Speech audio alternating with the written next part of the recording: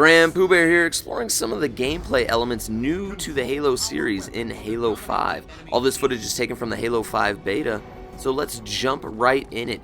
Similar to other first-person shooters such as Battlefield 4 and Call of Duty, you now have the ability to sprint. The difference is you have unlimited sprint here in Halo. You can sprint for as long as you want. This allows you to reach some awesome places, do some amazing jumps. One downfall of it, however, is your shield does not regenerate while you're sprinting. You can even melee out of a sprint, as you'll see with this little shoulder pop right there.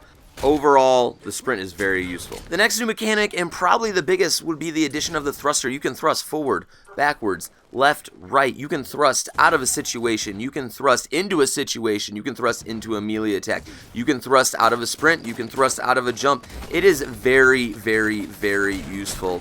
And definitely one you have to look forward to. It is achieved using the B button. That is kind of a problem if you don't have a SCUF controller, as the B button makes you take your hand off of your joystick. The next new gameplay mechanic has to be the climb. You must hold A while you're jumping to climb up an object. If you do not hold A, you will not climb up it. This one has to be the hardest to remember, as generally when you're in the air in a Halo game, you're kind of trying to kill all your opponents.